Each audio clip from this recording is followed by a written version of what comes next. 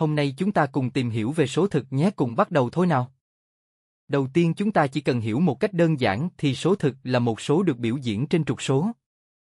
Ví dụ số 3 là một số được biểu diễn trên trục số nên 3 là số thực.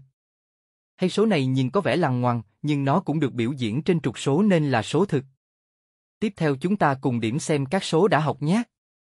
Ta có số thập phân vô hạn tuần hoàn và số thập phân hữu hạn, hai số này đều được gọi chung là số hữu tỷ.